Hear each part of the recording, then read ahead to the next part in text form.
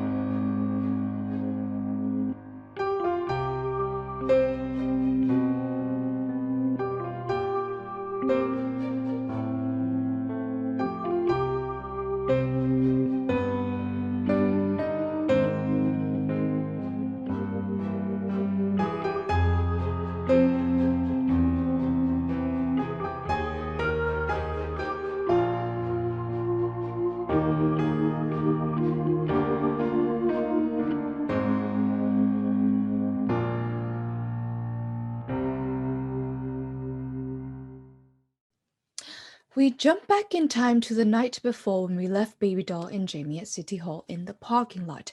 Jamie had just stripped Chase of the tuxedo Jamie loaned him and gave it to Baby Doll for fitting. Baby Doll needed the tux to enter the auction since he wasn't dressed right. At present, Jamie and Baby Doll have passed through the lobby, headed for the main room. Jamie is puffing his e-cigarette. Thanks for getting me in, Jamie. But do I have to wear this tie? It's making me itch. Don't you dare tell me you're allergic to cashmere.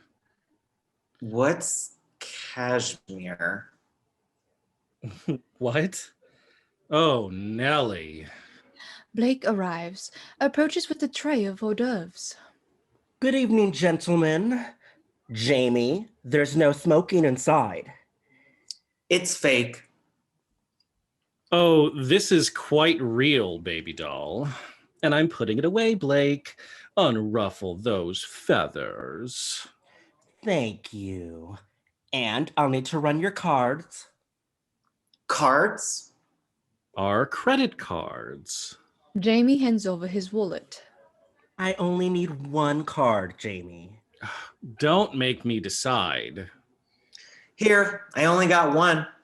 Blake starts to walk away. Hey, where's he taking it? Slow your roll, dear. It's standard practice for them to run our cards before we start making bids. I'm sure you remember Sissy Monroe from last time. She approaches carrying a glass of champagne. And it's standard practice for them to screen out those who can't afford to make bids. What do you know about standards, sissy? Hey, I remember you from the line. You thought I was with the band. And I certainly remember you. What happened to that disco ball tank you was wearing? I still got it on. Underneath.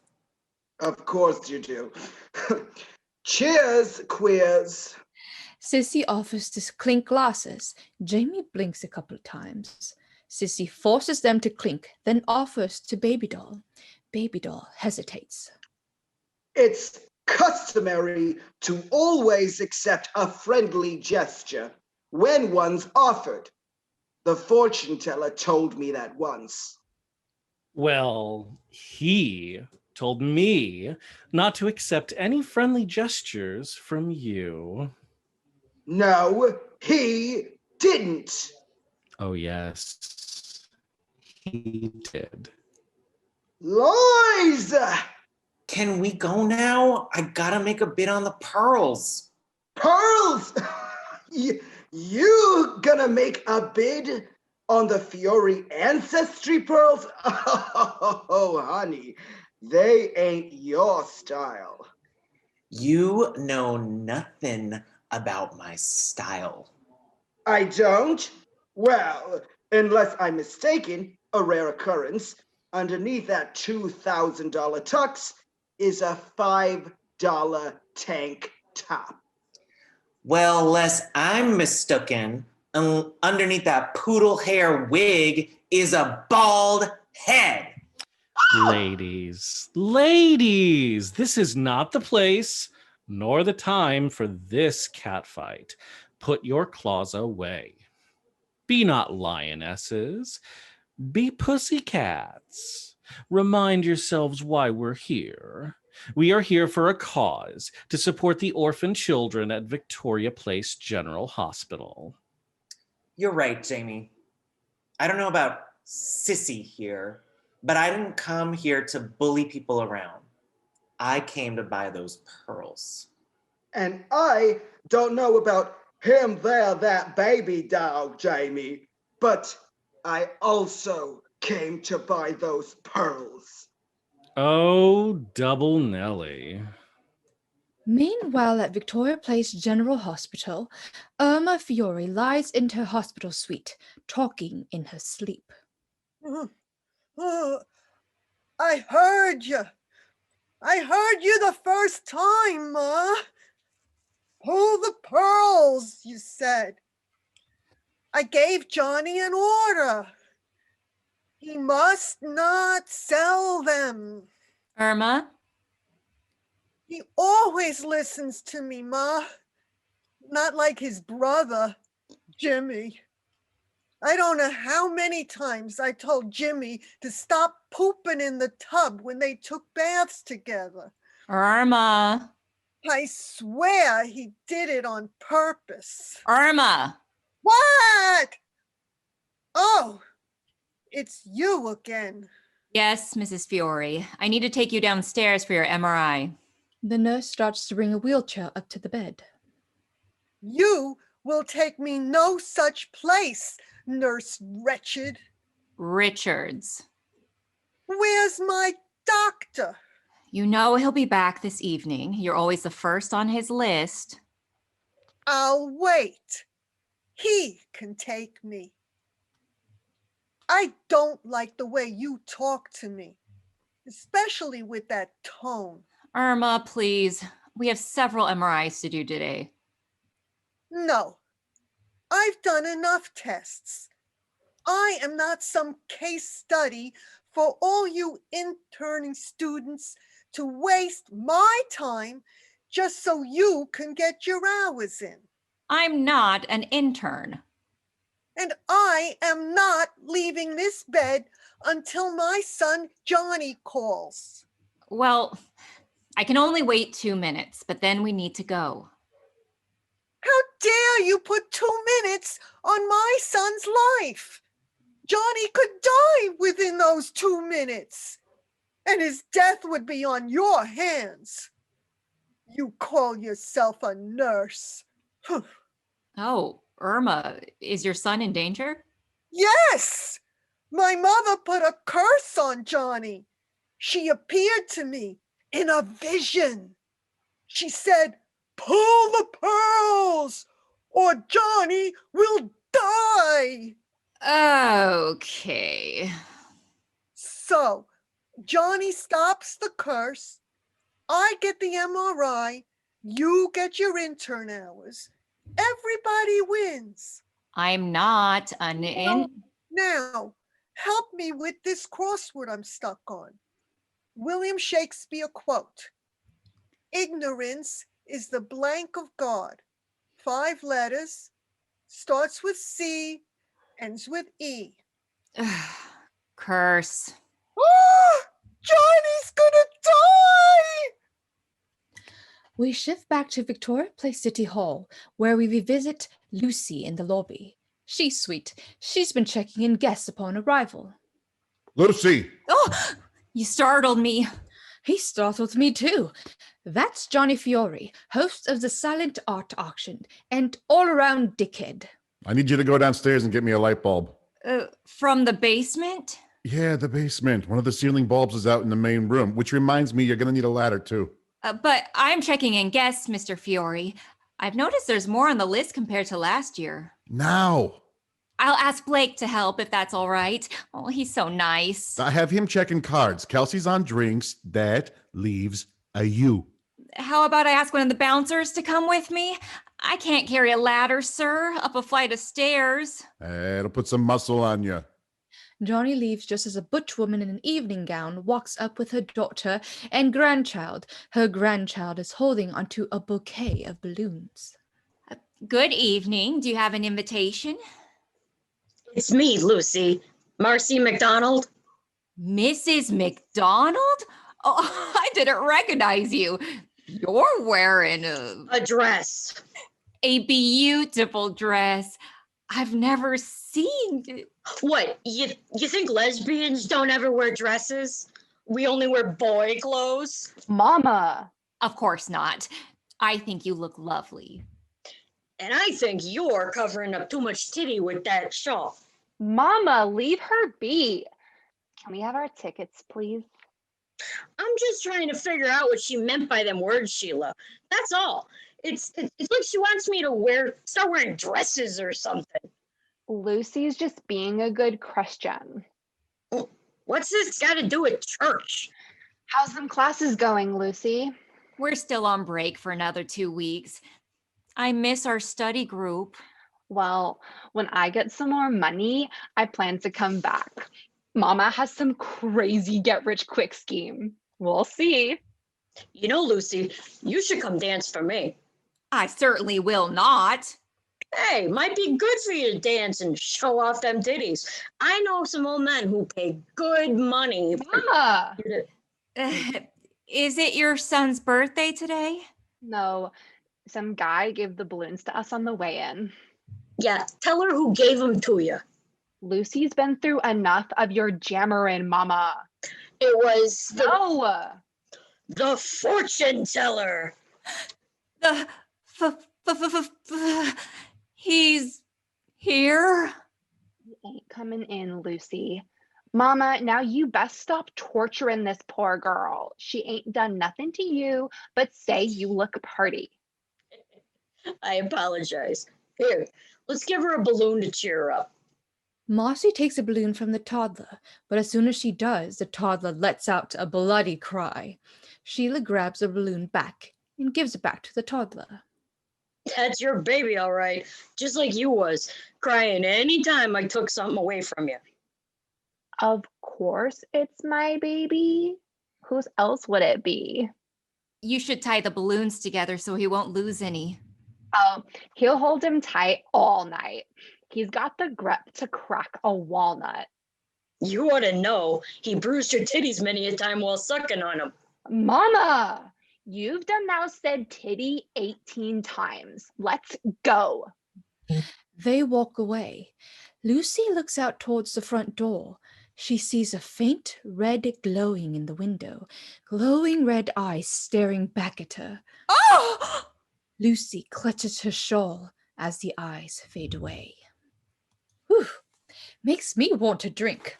A nice transition to our next scene, which takes place at the Torn Curtain. Our hunky bartender, Richie, has made a cocktail for a young man seated at the bar.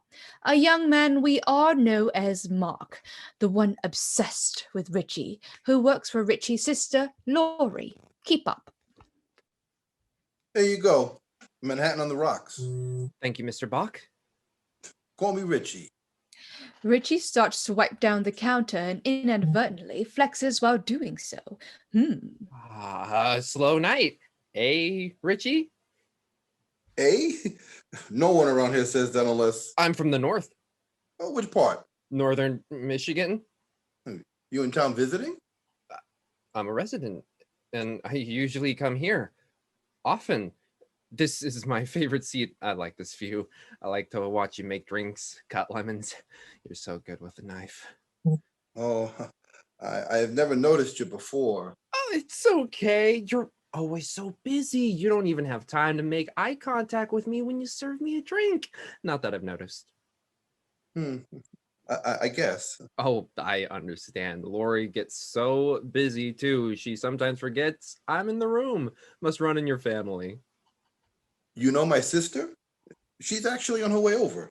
Oh, we are just acquaintances. I met her briefly at a party a while back. What's your name?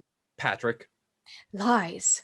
Mark pretends to take a phone call, puts a napkin on the top of his drink, walks away towards the bathroom. Chase arrives, looking a bit sweaty. Make me a double, Richie. What the hell are you wearing? I've never seen you in gym clothes. Fuck you. I'll have you know I was wearing a tux earlier while doing my story for the auction. A tux Jamie loaned me, but he later stripped it from me and gave it to someone else, that fucker. Didn't have time to run home. But where did you get the gym shorts? From my gym bag in the trunk. Fuck you, Richie. Lori arrives. Sorry I'm late. I got caught up kissing my first date. On the lips. He made my lipstick smear. So 8th grade. Nice to see you too, Chase. I won't have what she's having. Do we have to keep doing this, Richie? Yes, we have to keep doing this. It's what Mama wanted. It's what we all promised her. Well, this isn't all of us. Where's, He's not coming. What's his excuse this week? Then whose drink is that? It's the same drink he orders. Oh, it belongs to some guy who went to the bathroom. He says he's an acquaintance of yours, Lori. Patrick? He's a bit creepy, if you ask me. Well, he's probably someone Lori dated. I never dated a Patrick. I don't think. From within the shadows nearby, Mark looks on. Having heard all what was just said, he gives off that creepy, I'm going to kill you vibe. We jump back to City Hall from inside an empty ladies' room. Well, not anymore. Thank God no one's here. Oh, Mercedes, watch the door. You got it. I know this scene. Here, hold my purse. Sissy rushes into a stall. Maybe I don't know this scene, but there's no room in that stall for both of us, Sissy. You don't want to be in here. Trust me. That damn salsa. We all hear the sound of ripping tape. What's that noise?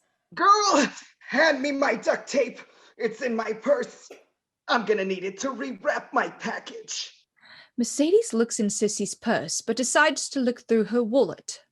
Let this be a lesson to you, Mercedes. Mexican food and drag don't mix.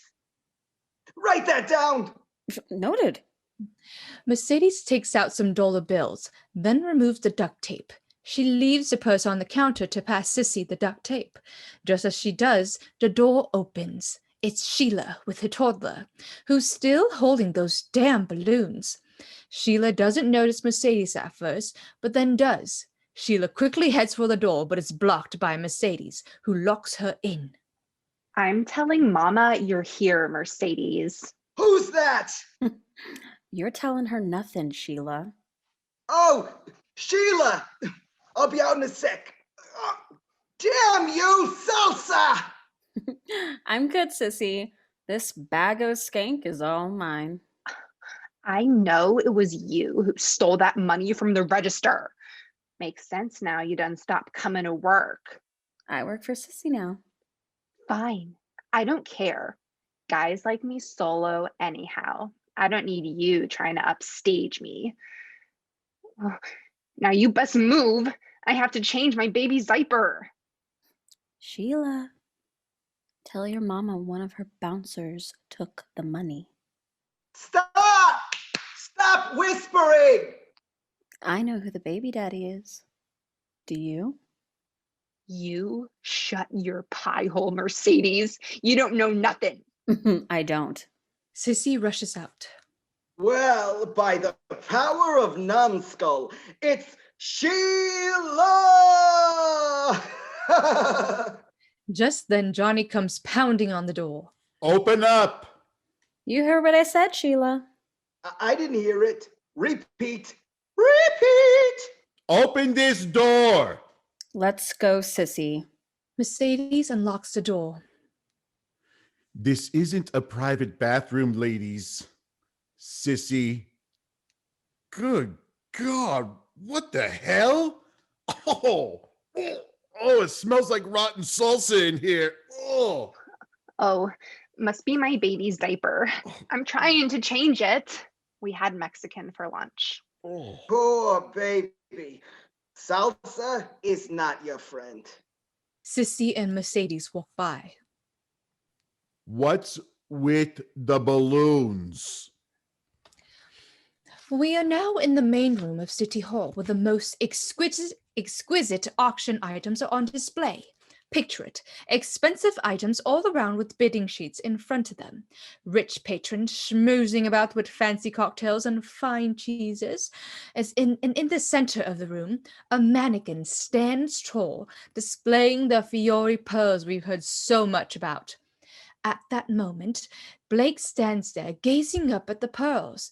A rich patron, Hank, carrying a scotch, walks up to take a peek at the bid sheet. These aren't available. Oh, I thought there was still time to bid on items.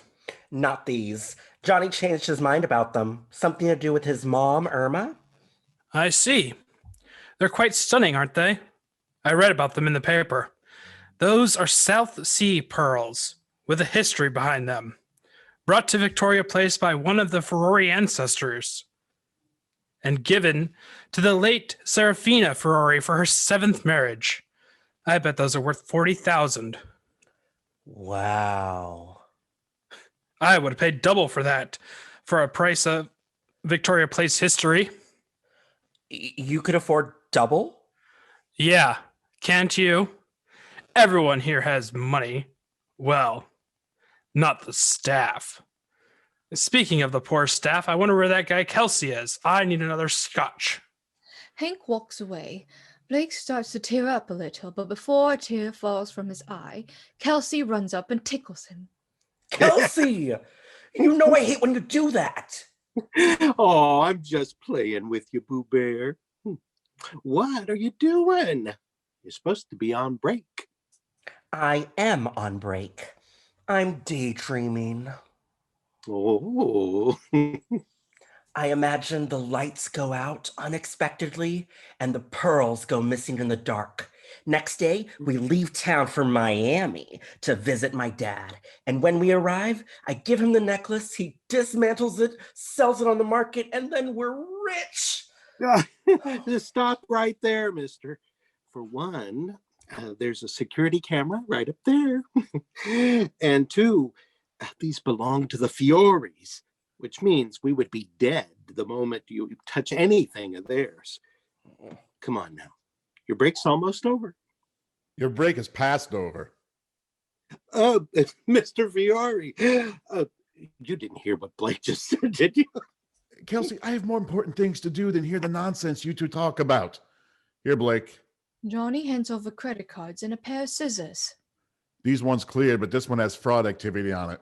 You can do the honors of cutting it yourself. Fraud activity? Don't look at me like that. Well, what? I can't look at you? I didn't do anything, Kelsey, so stop bringing it up. I didn't bring anything up. You just won't let it go, will you? I made one mistake of trying to use someone else's card to buy gas. One time. I needed gas to get to school, Kelsey. God, I got caught and learned my lesson. You just won't let it go. Blake storms away. I was just wondering whose card it was. Jeez Louise. Some time has passed. We return to the Torn Curtain where the Bach family, namely Chase, Richie, and Laurie, carry on. What's up with that drink, Richie? It's just sitting there, looking a bit lonely. Oh, yeah. He hasn't come back yet. Maybe he left. You want to finish it? Ugh. Here, Chase, you can finish mine. I have my own drink. I was just making conversation. Maybe Patrick met someone in the bathroom. You know how that goes, Chase. Bro, so I don't make guys in the bathroom. Hey, are you still meeting guys online? I don't have time for any of that. I'm not going to invest in a relationship if I'm moving. Chase has buddies. What? Moving? Chase, he's too good for us small town folks. So he's moving to Los Angeles. There's no opportunity for me here, and my boss is a dick. He keeps pairing me with idiots who know nothing about camera work. Ooh, I can come visit you. Are you going to live in West Hollywood? They say West Hollywood is where the girls are pretty and the boys are prettier. Just because you have gay friends, Laurie, doesn't mean you can speak gay jargon. Wow. Who pissed in your snap, crackle, and poppers? Ha! There's another one. Speaking of gay, you all want to go see the premiere of Robbie Kendall's play? It's The Other Side of Eden. It opens next Friday. You know, there's cast members from the Bay Area in it, Chase. That's near LA, right? 420-mile drive if you take Highway 101. Not that I would know. In the shadows nearby, Mark continues to linger. He sees they are busy in conversation, heads back towards the hallway. Cut to the hallway, Mark looks behind a picture frame, then makes a phone call. I can't find it. The picture frame. Maybe Richie moved it. Are you sure it's hanging in the hall outside his office? I've been looking 15 minutes now. There's no picture of Richie nor his family. It's all images of hot men. I mean, they're all super hot, without shirts and bulges. I'm talking two-handers. Oh, a two-hander is when you need both your hands to... Okay. I'll keep looking for it. Mark? Laurie! Mark hangs up the phone. I was... What are you doing here? And who are you talking to? Is it too soon to review who Mark has been talking to all this time, and what this person might have on him to tap into that creepy nature of his? Of course it is. I now take you to our final scene of the evening, but don't you worry, there's a lot going on in this next bit.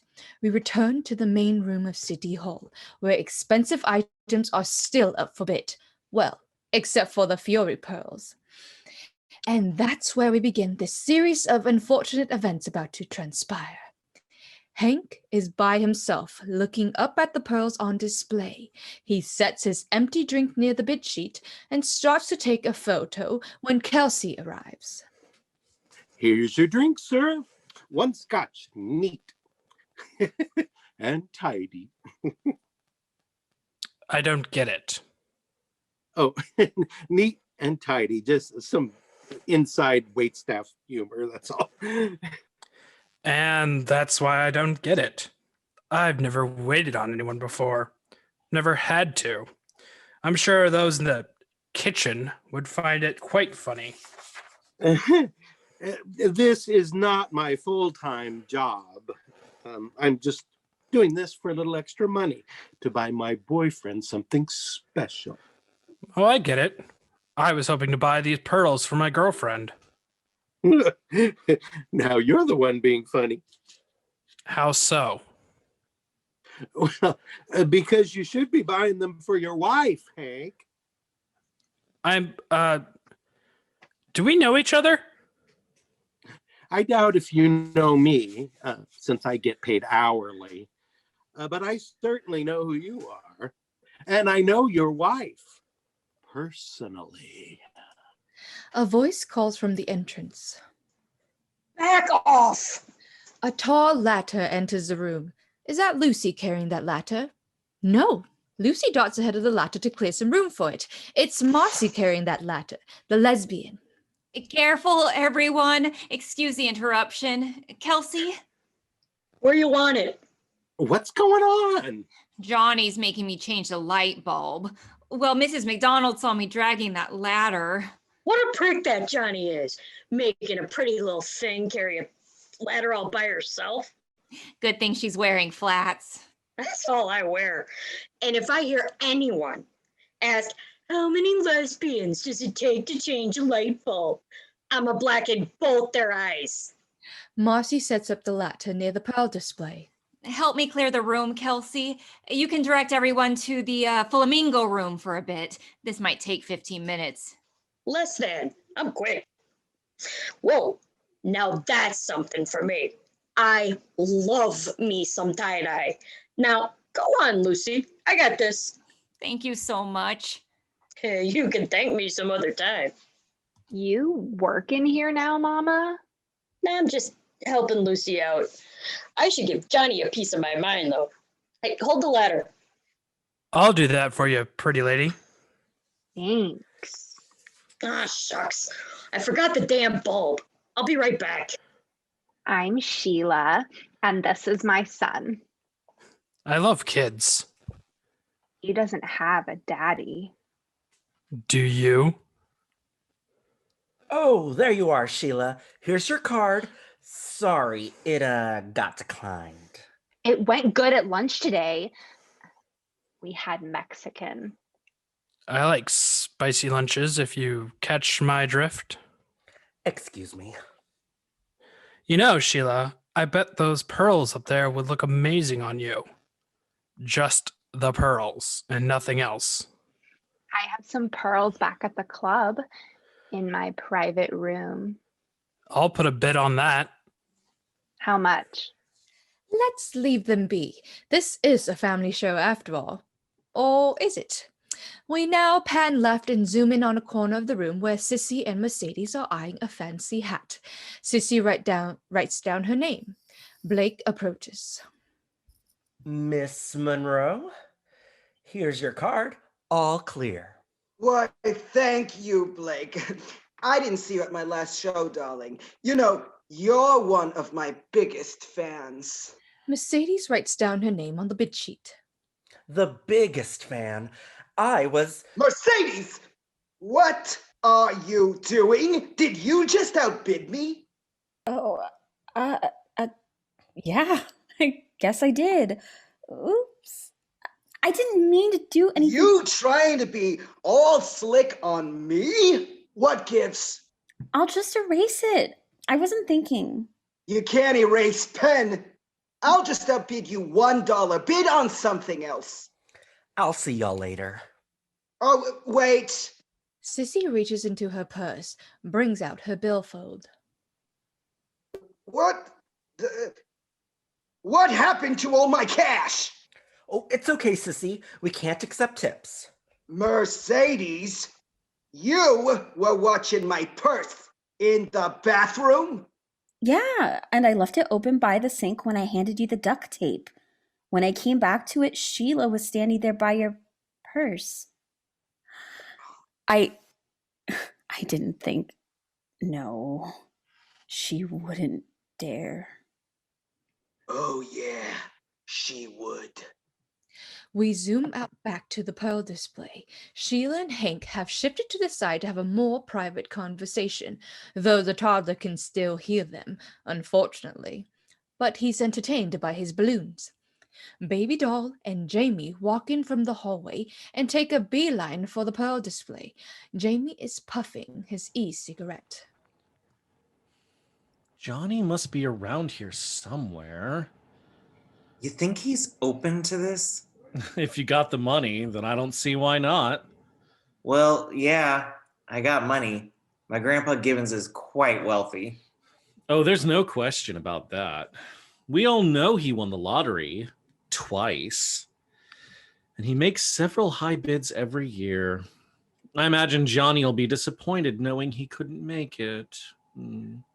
But why would Johnny take the pearls off the market? He's just being fickle. Trust me. I know fickle.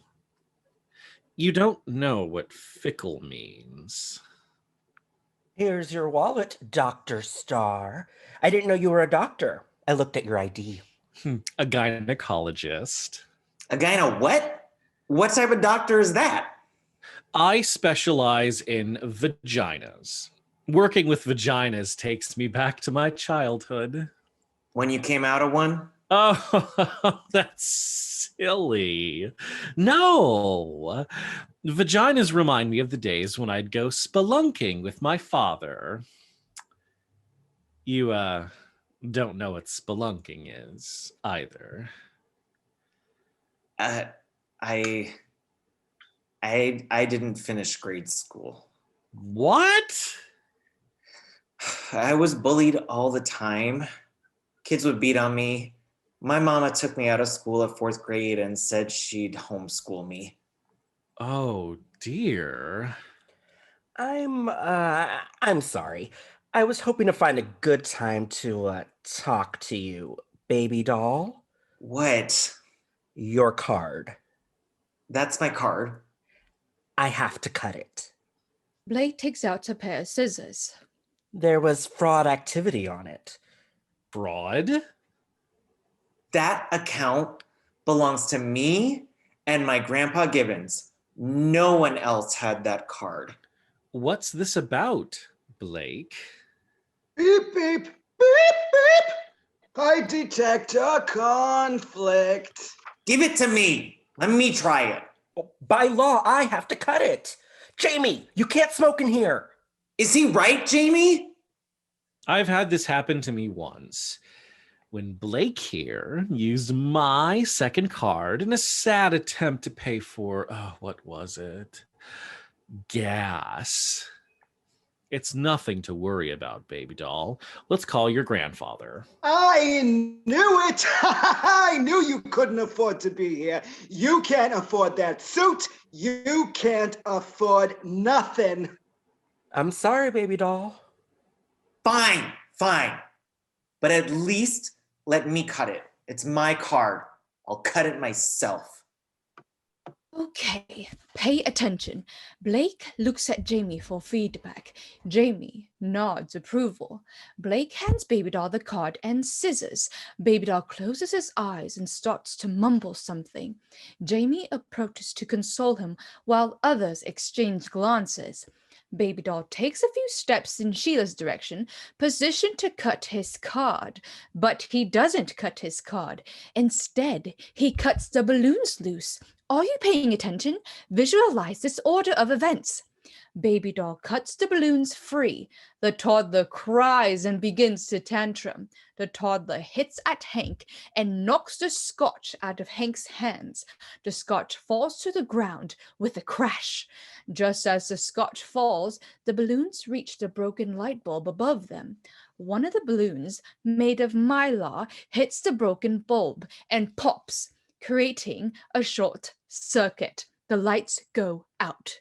In the dark, Jamie slips on the scotch and it falls to the ground. He bumps Sissy on his way down. Jamie drops his e-cigarette.